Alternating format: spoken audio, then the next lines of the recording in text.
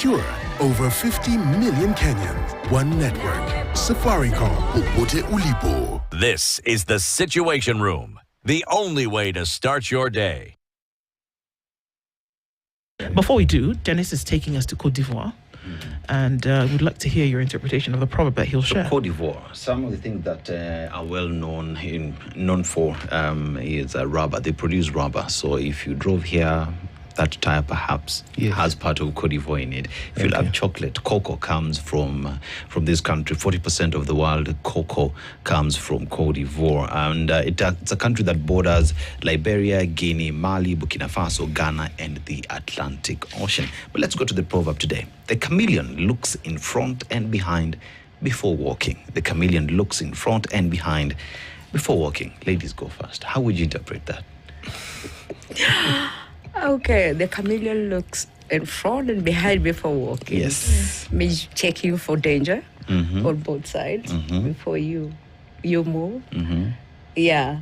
That's your interpretation. Would I say that the same way, say, before you cross the road, you look left and right? Perhaps, yeah. So you don't know what is lurking behind, or, someone who's following you, who's after you, or in front, what danger lies ahead. Probably so, just being safe. All right. Probably. All right. Dr. How would you interpret that? First, I love animals, so that's how they are. And it's just the unique nature of chameleon. But in terms of interpreting it, I would say the chameleon wants to be aware of its environment. So he has to scan before he moves, trying to assess threats or anything that might be worthy of his or its not. So just situational awareness. Where am I and what is happening around me? Who is there? All right. Yes. So just being careful in every step that you make. Yes. Yeah, all right. So that makes it just in terms of also related to us as you walk. Remember where you're coming from and where you're going. Just be aware. Indeed. Exactly. Right. So it's the International Day of the Awareness of Food Loss and Waste. Okay, there's an international day. I would want to understand, first of all, why is there an international day for this thing, which happens to be an everyday occurrence? We'll start with you, Prof. Well, no, that we're both Prof. Professor Mbuka, we'll start with you in terms of why. Why is there a day? Why there's a day? There's a day for, like you said, there's a day for everything. There's a day for, I saw yesterday there was a day for contraception. There's a day for, so I think the reason we have a day for something is to amplify, the issue and call to action. So like the International Day of Awareness of Food Loss and Waste was put in place in 2019 by the UN. Now the UNGA is happening in New York. So they noticing or acknowledging the importance of food loss and waste in the sustainability of our food systems. That's why this day was put in place to make sure that we raise awareness about the problem, because it seems that people are actually not aware that we have food loss and waste as a problem in our food system. So it is, first of all, raising awareness so that people know it's a problem, and then call to action, because, again, it's a problem. Who needs to act? What do they need to do? So when this day is observed, and it's observed globally, so as we'll be doing our local thing in Kisumu, but it is being observed locally. So that time, people showcase action towards food loss and waste, but also it's a call to action for government, for private sector, for research and academia like myself, for consumers. So it is actually a day. So during that day, there is usually a lot of activities, so that, so when we do it, it's our hope that those who didn't know that we lose so much food or waste so much food get to know that it is actually happening, and there is a responsibility that each one of us can do something about it. Whether you're whichever sector you are, is actually is a day for call to action also. Not so that we always say that serikali, government, whatever, but all of us have a role to play. So during that day, we usually raise awareness, let people know how their own actions are contributing to the problem, but two, how they can act as individuals or as institutions or organizations to actually address the problem. Because we have, under the SDGs, we have a target that has been set to halve food waste by 2030. Yeah, for us to get there, have food waste to come halve, to an end, as to in halve to it. halve, All right. yeah? So from the current losses, halve it by the year 2030. How do we get there? There has to be collective action by all of us. So that's why this day is important. Okay. That we raise awareness and call to action. So what is food loss and waste? Yeah. Food loss and waste. I would start with food loss, basically from the farm to the retail shop. Food gets lost through various means, some through natural disasters, some through accidents, some through pests, diseases, poor storage, poor preservation. So all the losses that happen between the farm and the retail shop, we refer to them as food loss. But then once it reaches the retail shop where the consumer now buys it and goes with it to the house, the losses that happen in the hands of the consumer, we refer to those as food waste. So we are wasting food. Before, we lost food. Yes. Yeah. But how are you losing food from farm to retail? What happens? Does some fall along the way? Do we lose some mangoes? Do some potatoes go rotten? What are we talking about when we're talking about food loss exactly? Simply means that food that now does not reach the point where the consumer can have the opportunity to buy it. So some of these get lost because there's late harvesting, or somebody has harvested them prematurely. So they will not be able to get to the market and be bought because some consumers are wise enough to notice that these are not ripe well. Some get destroyed because of pests, monkeys, rodents, destroy them in the field. Some are destroyed by natural disasters, perhaps flood, drought. Some get destroyed because of a poor storage facilities at home, in our farms. Some because of accidents. Maybe a transporting vehicle has had an accident. There's delay with the food on the road. Some start getting rotten. Some is because of transportation containers. Some of us don't use specialized containers to transport food. So you just keep them in the transportation van. Those that are below have the pressure of those that are up. They get spoiled. You go to the factory, inefficient processing methods. We lose some in the process. So there are many. These are just a few. Prof can add some. But also one of the things we have found out in our studies is a lack of market. Okay. Yeah. So, because like Franklin said, food loss is what happens between farm and retail. I don't know, in Kenya, we have had these very depressing stories of a farmer has invested in producing tomatoes or cabbage, and then there's no market. Yeah? And then you find at the farm level, I was listening to a story of farmers who they couldn't harvest the cabbage because there's no market. Yeah? They couldn't harvest the tomatoes because there's no market. Yeah? So you see, that will be farm level losses. You can imagine a farmer who has invested so much resources and time to produce tomato. And tomato is one of the most difficult crop to produce. So when you see that the tomatoes were not harvested, we have seen scenarios where actually the farmer gave the tomatoes to cows. And how do you produce tomato and give it to cows? Or cabbage and give it to cows? Lack of market. Sometimes the prices are low. Yeah, there's a story of farmers, the traders wanted to pay them 1 shilling per cabbage. How do you even sell a cabbage for? So they prefer to give it to the animals, because even the cost of it doesn't make sense. It's an insult to the farmer. So lack of market has been one of the challenges that we have found in studies that causes a lot of food loss. That is especially for the farmers. So let's look at food loss, especially from the point of the farm and the entire channel before it gets to the retailer. So you need proper infrastructure. You need proper storage facilities. Farmers need to have the knowledge in terms of when to harvest and when not to harvest, how to package these things. And that would come in terms of the standards that have been set to ensure that all these boxes are ticked.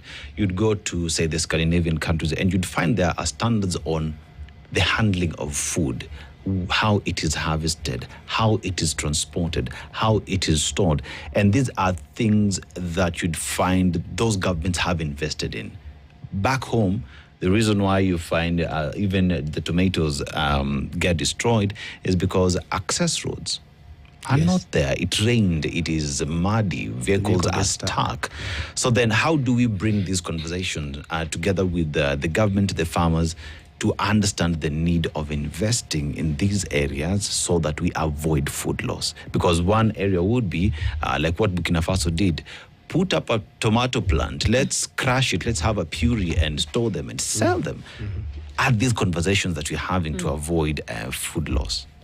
Yes, I think the first point is to be able to recognize these gaps and to design interventions that would work within our local context.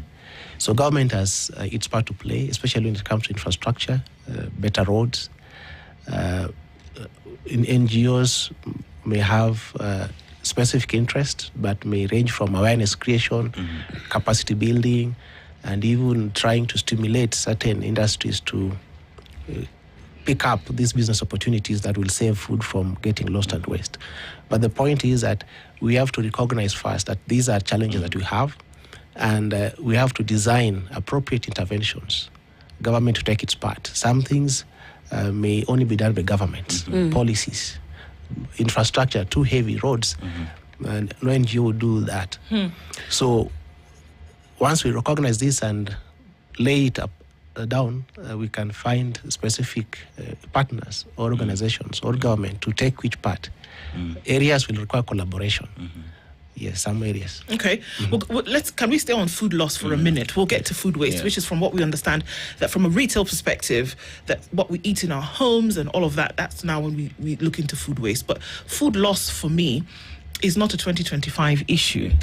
Food, for goodness sake, there's a whole international day dedicated to this thing, right? So that means it's been around for a while. Sure. Right? We've talked about food loss forever. That we can't get food from farm to market because of transportation issues, poor road network, etc., etc. But we know this. We've known it. Yes. It's been there. We talk about it every year. That we say we're losing, people are feeding tomatoes to cows, or that we are pouring, we are pouring milk into farms, or that we have maize that it sits and then it goes rotten because there's a glut in the market. It's bizarre to me. It is. And that these interventions that we keep talking about and say we must have interventions, people must come together, they must collaborate, governments must do 1, 2, 3. But why are we still saying that they must? Why isn't it happening right now?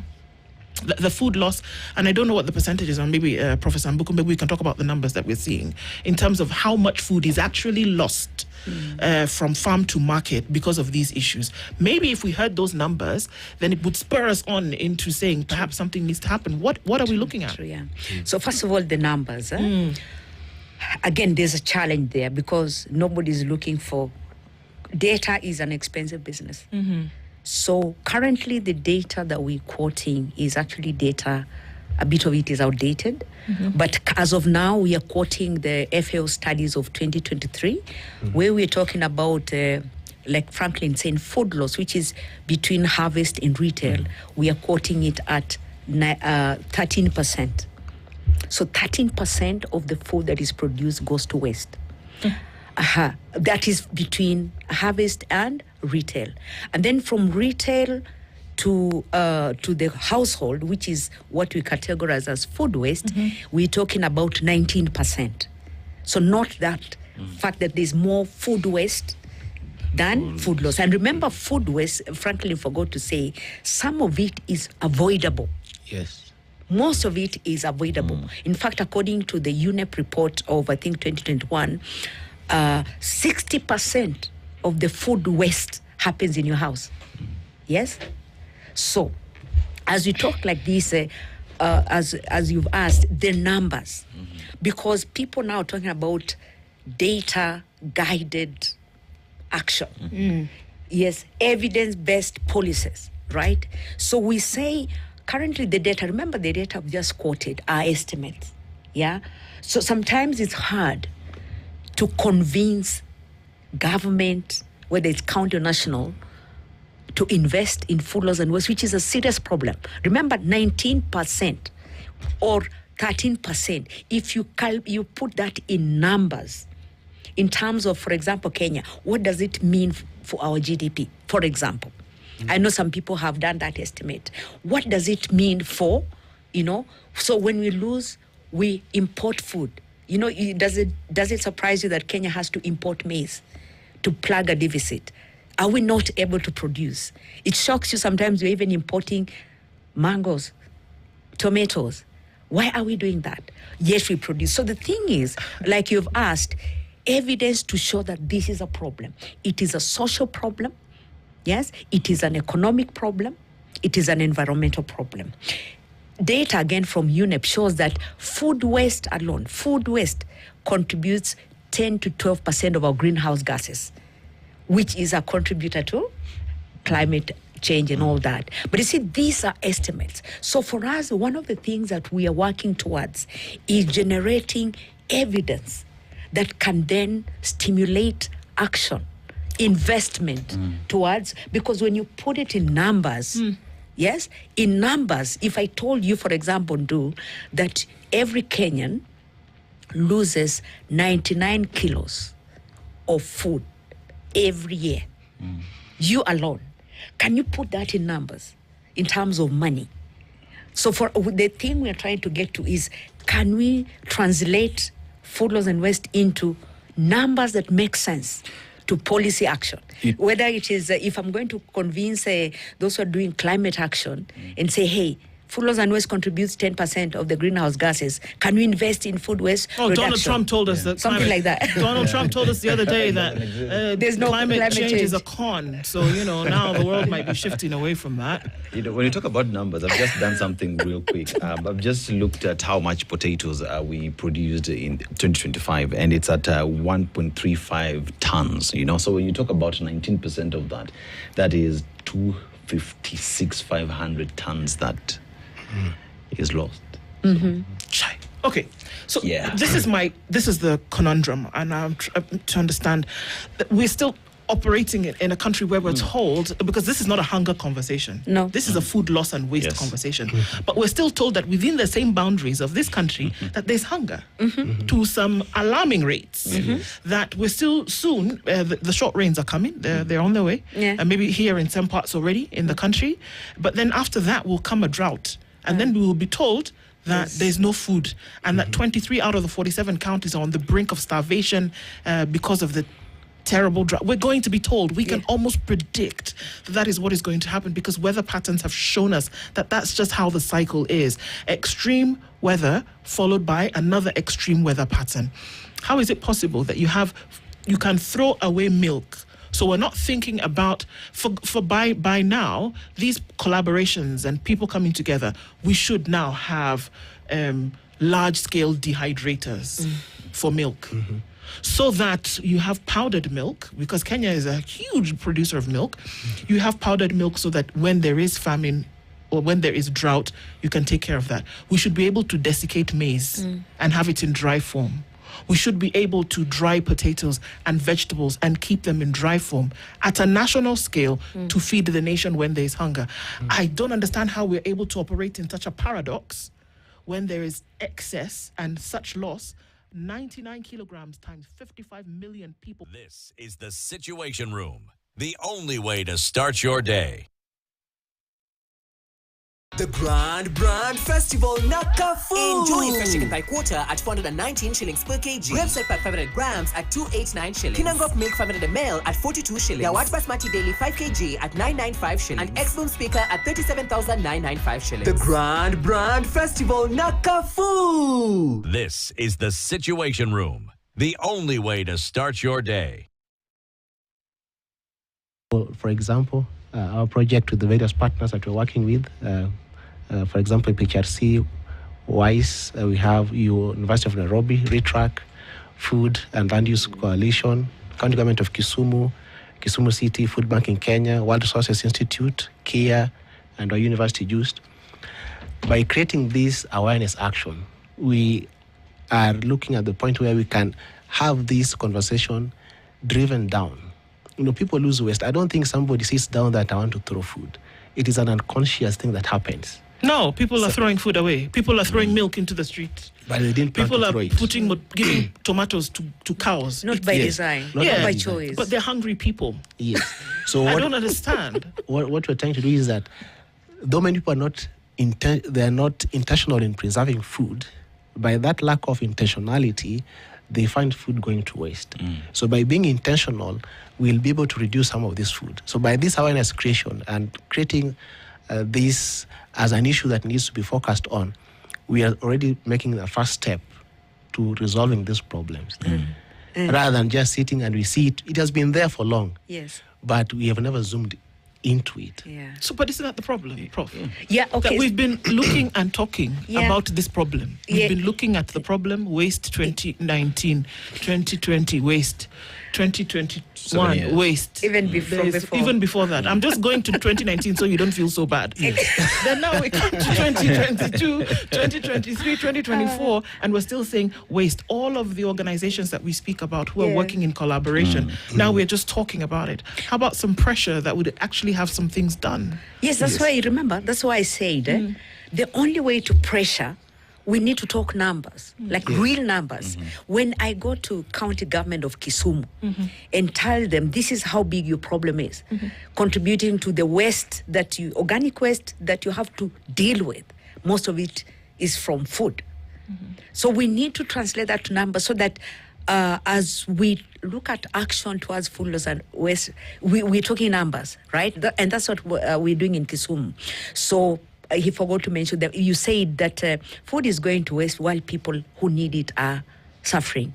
Now, there's in the hierarchy of food waste reduction, there's something we call food distribution. So we say food that was meant for human consumption must be consumed by human. Anything else is waste, right? So we say, first of all, we need to prevent food loss and waste by doing things like you're saying, like when there's excess, turning the perishable like milk, tomatoes into what we call shelf-stable products, which can be used later, right? That is one. That is what we call prevention. But then where we have a situation where we have excess food, like you said, the milk, the tomatoes, the cabbage, we talk about food distribution, which is what one of the partners in this project called Food Bank is doing. We are doing a pilot in Kisumu to show what can be done. So that food that would otherwise go to waste in the markets in Kisumu can actually be rescued. Yeah? And that's what Food Bank is doing. Rescued, and they're rescuing from the market and feeding children. Okay. So you see, that is so the long-term goal is to show the impact of that intervention, because that's an intervention to reduce waste, so that others can actually see its action. If you're talking about, like the cabbage I talked about in Meru, it was going to waste. If there was a system to rescue that cabbage and feed it to people that need it, so we need systems that work, where we can see where there's surplus that would otherwise go to waste, have mechanisms to rescue it, and then, make it available to people. Because like you do the way you said, it is traumatic to see children, it is always on the news. Children, like they are boiling some herbs to eat. Stone. Yet in the same country, cabbages have been left in the market, or tomatoes are being fed to cows. So it's just making the system, the agri-food sector work, so that we know where there's surplus, where there's a need, and if people are doing that, like food banking is doing that, you see, we need a system that will support that action. I'm thinking, sorry, and I just want to give this example because it's in my head at the moment, because sometimes when we think about that, that's when maybe one spurs us on and we put the information out there. Italy is a strip of geography in Western Europe. They have tomatoes all over the place. in excess. They don't even have to plant them. They just sprout out of the ground. They realized this and they said, you know what? Can this thing? Because we can eat it, we can use it for our cuisine, but then it's in excess. So they make paste and it's on Kenyan shelves. Okay. Italian tomatoes in cans, in paste, in tubes, in sachet, is on Kenyan shelves in the supermarkets. You see this thing we call sauerkraut. It's fermented cabbage. That's what the Germans have done with their cabbage because it doesn't spoil. You ferment the thing and you can eat it for the year. My point is there is something we can do, Definitely. but it appears that we're just not doing it, and it's like we are waiting for some big bell in the sky to be clanged before then we say, okay, can we? You know, because it is traumatic, Prof. The words that you use, that's what it is. That we actually have options of what we can do. Sure. But there's something, and we think that's what we're trying to have this conversation about, that what is that thing that's then stopping us from doing it? It's not for lack of food that Kenyans are hungry. No. I don't think so. Yeah. So it's the same thing. Like I said, I mean, for us, you see just what you have painted. We know we have the solutions. Yeah. Like transforming the cabbage, the tomato into forms. It's not like we do not, it's not even an Italian thing. We know I come from. We used to do it as Yes. Africans. We would sun dry our meat. Exactly. Fish would hang for months. It's dried. We The can meat eat it. and When all the that. meat is dried, we can Yes, eat. Potatoes are sliced and Yes, dried yes, yes. on rooftops. We have the Yeah, we methods. have. Yeah. We don't do it. So we have the traditional methods. We have now the improved methods. We do. So the thing, like you say, is just letting people, and this is part of why we have this conversation, that there's something that can be done. These are the solutions. But you see, these solutions have to be, targeted. Yes? You have to know, for example, if we are wasting tomatoes in, which is the largest tomato producing county in Kenya? There's Embu, there's also Kajiado, yeah? So what are the drivers of tomato wastage in Kajiado, for example, or Embu? And what are the solutions? Okay, so that is why we're talking. We've been doing one project with one of the partners here. It's called World Resources Institute. We started off with the mango value chain. We want to understand what are the drivers of wastage. What are the context-appropriate interventions? Like you said, for example, if I go to Kilifi, we might just need to dry the mangoes, Yes. and then find market for dried mangoes. Yeah, and Kenyans don't like dried mangoes. They haven't developed a taste for it. Yes. You know, we actually dry mangoes for export. Yes. But we need to also ensure that we have dried vegetables too. When it rains, there will be excess leafy vegetables. You know, one of the easiest ways to preserve those vegetables is to just solar dry them. But how many of us go to the supermarket to buy dried kales? Or dried manago? Have Because you? you imagine, I do. Yeah. Because I'm from a culture whereby we dry like things like bitter leaf or local vegetables because you Yes. can use them when they're not in season. You see? But Yeah. these are the traditional speak that we talk about. Exactly. But we have not developed in our minds that it's something that you can do for later. Exactly. And perhaps that's what we need to do. Yes, Develop sure. it amongst people as an idea that can come to existence Exactly. later. Yeah. In So you fact, see, drying of vegetables, fruits, or whatever, these perishable products is a very easy, effective way to actually reduce wastage when there's excess. So we dry veggies, we export. We also need to dry and let Kenyans also know that, dry tomato is just as good as the fresh one. It's just that it's dehydrated, So we have those solutions. So there are many interventions, knowing the technologies to dry them properly, to preserve the nutrients, but also raising awareness among consumers to actually be able to, they can utilize these dried products. They're as good as the fresh ones. They're just dehydrated. So there's a lot of interventions there's awareness creation about, these products, but also the solutions. So that's part of the work that we're trying to do, promote, those solar drying options, and also raising awareness to consumers about dried food being nutritious, just that it's dehydrated. Yeah. What I need to indicate now, there's need for capacity building also and availance of these technologies like solar dryers. Most people perhaps are afraid to dry their tomatoes because they don't have that technology. They have the sun, but they don't want it to also be contaminated by dust, flies. There are solar dryers. They should be made available easily. So they need to be this capacity building on these various methods, canning, solar drying, drying of vegetables, and know how to do it. And then we make it easy for the common man, for the common mwananchi to do it at home. Yeah, even also cold storage, Yes. again, is one of the things you see at the market. If you walked in some of our markets, do you know the small-scale traders?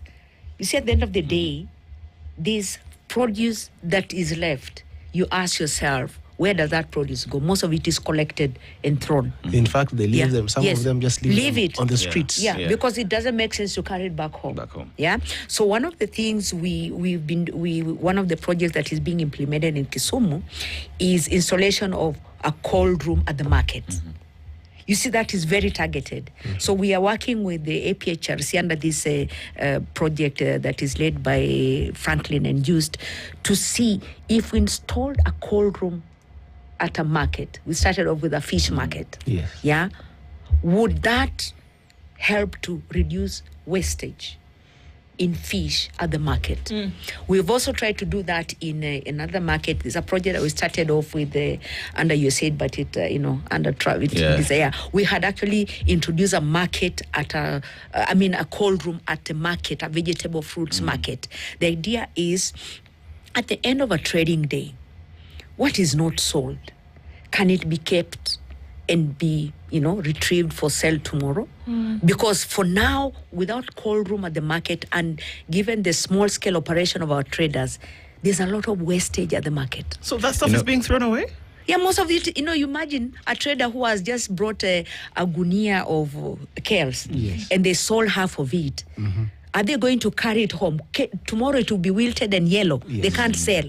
So the most rational thing for a trader to do is to leave it there, to be collected as waste. And you see, when you talk about the cold storage that you talk about, there's the new pier that was launched recently by President William Ruto in Homa Bay County. And I remember a few years ago, I visited that same fish market, and fish was being thrown away because it's not been sold. So the fishermen will still come in the morning with fresh fish and we will sell that. Whatever remains, we throw it away, or you take it home and give it out. But as we speak right now, over 2,000 people show up because there are cold storage. There is proper pipeline on how that fish is being sold. But as we talk about access to markets as well, in assuring farmers that once you harvest, there is where this product will end. So farmers don't have to worry where my product will go. I will harvest because I know there is a direct pipeline on where this food will end. These are conversations that we should be having, that we should be discussing on a daily basis, but unfortunately, they are just talks. For a very long time, we've just been talking and not walking the talk. So then how do we change the mindset of duty bearers together with farmers and even us consumers to understand the importance of jumping on this conversation to save that which we have and to ensure that what you're talking about is being implemented? Because we'll talk all we want. Yes. I would first indicate that at the household level, there are many things a household can do. I think it is UNEP report that reports that 60% of food gets wasted at the household level. Of course, this may vary from city to city. But at that household level, there is a lot that we can do as households to save food. That will drive in the sense of agency to conserve this food. Others, we might need more capital. But what I want to emphasize is that as a personal, individual level, that realization must occur, that losing food is losing money, and we cannot afford to lose food. We need to be intentional in preventing it. We need to be intentional in rescuing that food. And then if that awakening is there amongst us, perhaps it will be easier now to consolidate partners, consolidate resources, and achieve more to rescue this food. It is sad that at the moment there is only much talk. But we need to move to action. And we as AfriFood Links, through the various partners that I've mentioned, we're already doing that action on the ground in Kisumu so that it can be seen that it can be done and it can be replicated elsewhere. Okay. Yes. Can you give us a few more examples about, because also we speak to policy, we speak to power, but then oftentimes we don't speak to ourselves. Yeah. What are some of the things that we are doing, maybe in more detail at home, that's contributing to waste? Because we've talked about loss quite some. What is contributing to food waste at home? Yeah. So at home, I mean, like Franklin has quoted, and I've quoted before, that is a study has been done that each one of us loses 99 kilos per capita per year. So at home, and this is something that we said, even as government does the big things you have just mentioned, at individual level, how we plan our meals. We all, I can see all of us come from traditional home setup where you just cook food. You don't kind of know how many people you're cooking for. In where I come from, it's like you don't measure food.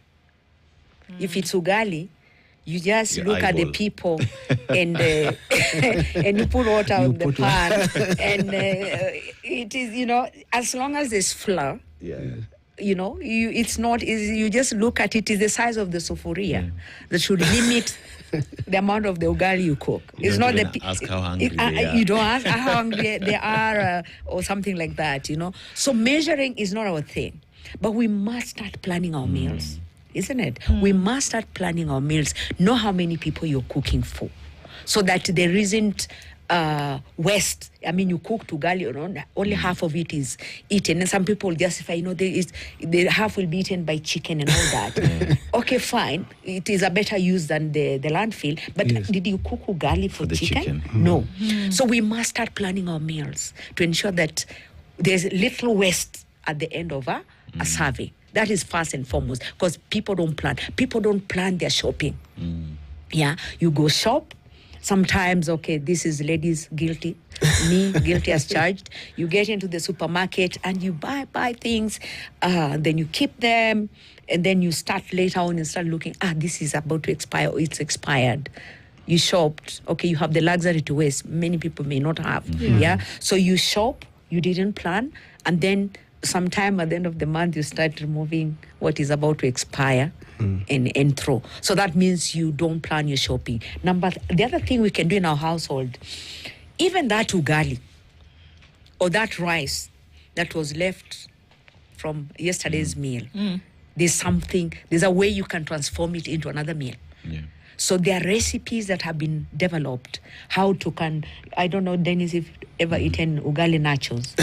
Ugali nachos, actually nice. You have, So you see, people need to know that you can actually do something with before you give it to the chicken. In fact, there's something you can do with the ugali, come out with something tasty. Chips. Ugali balls. Last year we were told how you can make ugali balls with cheese inside, and then you fry it, and then it becomes a very tasty snack. Fried rice, you get your leftover rice, toss it with some vegetables. So those are some ways of reducing wastage at the household. And you see, those are not complicated things. It's not rocket science. And you didn't go buy anything else. Exactly. Right. So that's part of the awareness. Because we need, in fact, this is the thing we keep on saying. As a consumer, as an individual, I can set my own target for reducing my 99 kilos. Can I set a target for me, Jane, to say, I'm going to reduce my 99 kilos. Yes. I'm not going to serve more food than I need. I'm going to be checking my waste bin in the house to see there's nothing that should be there that shouldn't be there. If I can donate to a neighbor or something like that, because, if you have a good relationship with the neighbor, it doesn't harm. You cooked excess chapatis, give the askari instead of, things like there's simple actions at individual level that can actually contribute to waste reduction at the household, at individual level. And even while we talk about that, you realize most of Kenyan households, we just cook so we can eat. We never think of the kind of nutrition that we need in terms of the portion that we're supposed to have. How does my plate look like? Is it more green? Is it so white? How does it look like? Is it appealing to the eye? nutritionist will tell you the more colorful it is, the better. You have all the colors of the rainbow. Yes, But then again, at these conversations we have in terms of daktari, that in our households we understand nutrition, the portions that you're supposed to have, because once I understand the portions, I will cook according to my needs and not do excess. Because most of the time, I've been guilty of that. You go to a supermarket, you buy full chicken, you get home, you dice them, you cook an entire chicken, and you're just two people in the house. Before you realize, you're overwhelmed by all this chicken that you're forced to, you'll give it out to someone else, right? Or throw it. But if one understood the portions that you need, if you buy full chicken, perhaps when you're dicing it, you dice it to the portions so that when you cook it, you cook only what you need. Or you cook the entire thing and store it for a future date. And these conversations that we're having, we need to have them more often. I often see people, they serve and the motive or the thought in their mind is, if this food is sweet, I should serve more. Your stomach is virtually the same. There is a limit to expansion of your stomach. So people serve more food because it's sweet, and then they end up not being able to complete. So they estimate what their stomach can accommodate by the fact that the food is sweet. But by this time, I remember when I was young, my mom had taught us how to cook and even how to portion what we need to eat. And we grew up with that. So I think at this point, at the home level, we should know how much we eat and ration or portion our food according to our needs. And if in case we cook excess, we can resort to keeping the rest, preserving them for later use, rather than throwing. Some people just throw because they can afford. I think it's not a good practice from a stewardship point of view, even from a moral sense of view. In urban areas, the environmental burden of food waste is greater than in the rural areas. We have many families that dispose of food in this manner. In urban areas, not most of us keep livestock. So it's not like in the village that you say, this food, now that it's gone bad, I can give it to my chicken or to my dog, to my cat. In urban areas, you'll throw this in the dustbin, which will end up in the dump site, which will be now an environmental burden in our urban areas. So the footprint of food loss and waste in urban areas is bound to be heavier or more greater than it would be in the rural areas. So by being proactive in reducing food waste and loss, then we also remit that environmental impact. Are people having the conversations, not people in boardrooms or offices? Are people actually having these conversations? Because I mean, I think I'm going to end this. We will, as we come to the end of the conversation, I'll still be conflicted that we can have two extreme conditions in the same country, and are we not looking at the minority of the population as those who are wasting food? Because it would seem as though the majority of the population are those who are on the short end of the stick, who don't have it to waste in the first place. It's true, yeah. So that is right. I mean, that's why I said some of us, they're called the middle class, and the other, they have the luxury to waste food. I mean, it doesn't pain you to toss that whatever. You bought a lot of tomatoes and pick some like they're rotting and throw them. You see, you have the luxury of wasting. But you see, we need to have this conversation where we say that even if you have the luxury of wasting, it affects all of us. Because that food you're tossing ends up in the landfills. And you say that food waste contributes to greenhouse gases. I know, forget what the other stories, but let us, the majority are converted, that we are having climate change. And so that food that you toss ends up in the landfill, contribute to the greenhouse gases. So ultimately it still affects all of us. So action is collective. While you have the luxury to waste, the impact affects all of us. So we must all do, our part. Okay, so that's why we say, even though I forgot to mention the figures.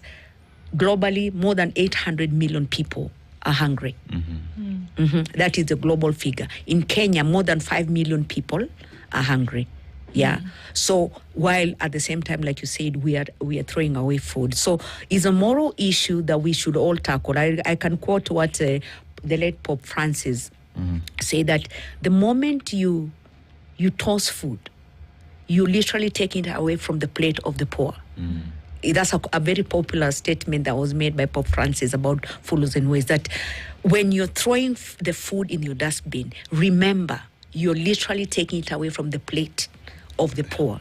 So that is a moral issue. Food is a moral issue. So like you said, even if you have the luxury of wasting, you also have a moral obligation to actually do something better about it. Like you said, if you have food in the house that you think it might be going to waste, or you're a farmer and you have excess, there's now a system which we are developing. I think we have now come up, the guidelines we're developing for food redistribution, because we didn't have that to do. Now I think the process is being led by the RETRAC, which is one of our partners, to come up with guidelines to help redistribute, because we need an incentive and sanction. Yeah, so that when a supermarket like say Naivas has excess, have you seen sometimes they have their daily, sometimes at the end of the day there could be some excess food, they would love to donate, but there are liabilities to donation. So we have recently been working on guidelines like to what? Liabilities. Yeah. Because somebody might take that food and not transport it properly, say, and then he reaches home and they get food poison, and they say it is the food I got from the deli at Naivas or from some restaurant. So most of these establishments are afraid to donate food because of those liabilities. But now RETRAC, supported by APHRC and other partners, have come up with guidelines which will help in food redistribution. So Naivas can now donate, excess food and not be burned, because if somebody doesn't use the food donated properly, it now becomes liabilities not on Naivas. So those are some of the structures that need to be put in place to help people. Like you said, it is a paradox that in a country where 5 million are without food, 30% of the food is going to waste. So that is what we need to do. Systems, guidelines, policies that will enhance food redistribution, reduce food loss and waste, and have, a positive a contribution on food and nutrition security. And we know that some of these things are possible, even as we come to a closing remark. We know that there's a girl who, maybe she's a young lady now, but she set up a factory, and all she does is collect the mangoes that fall to the ground during mango season in Baringo and Ukambani. That's all she does. She's not asking for the stuff that's coming off the tree that you're going to sell. No. She's waiting for what's going to fall to the ground. She's waiting for what's going to fall off the truck. And she's drying mango, and she's using the pulp, and she's making juice. She is doing this. Nice. So if she can do it, governments can. Governments can, sure, Yes. Yeah. And I wanted to add that in our social media messages, we are trying to pass across that, tell somebody about food loss and waste, and tell them how they can contribute to its reduction. And then we're asking, what are you doing to reduce your food loss and waste footprint? It's a collective action. It's a collective action. You and I must do something. Yeah. And one of the things we just to add to what he's saying, we call ourselves the food waste pests. When you sit in a buffet, do not allow your neighbor who served themselves to leave food on the plate. Right? I said to finish your food. Yes, because you saved it yourself, so you don't get to leave it on the plate. So you don't, like Franklin say, you don't use your mind to serve. I say it looks sweet, so I'm gonna heap on the plate, and then you're going to leave it. So we have said that one of the individual, apart from yourself reducing your individual waste, when you are with people, especially on buffet, do not allow people to waste food that they served themselves. They need to finish, because nobody served you. You served yourself. Indeed. So that is individual action. Sweetness of food stops at the tongue. The stomach does not know that the food is sweet or not. We've had a conversation around food and food loss and waste coming up to the International Day of Awareness of Food Loss and Waste, which is on the 29th of September. Not today. It's on the 29th, which is next Monday. week, but it's Monday. Yes. But we're taking a lot of these things into consideration as a run-up to the activities for the day. But beyond that, to be very aware of what happens in our world and in the spaces in which we operate in. And we're hoping that the next time we have a conversation like this, this is what has been done and established, and not just what we're looking at. Professor Jane Ambuko is a horticulturalist and a post-harvest specialist, University of Nairobi, joined by Dr. Franklin Otiende-Awor, who's a senior lecturer, Jaramogi Oginga Odinga University of Science and Technology, and Research Afri-Food Links Project as well. Thank you both for joining us today. Thank you for so having much. us. Thank you. Thank you so much for All being right. here. Good morning at 8:08. Okay. This is the Situation Room, the only way to start your day. Feel the pure, unfiltered power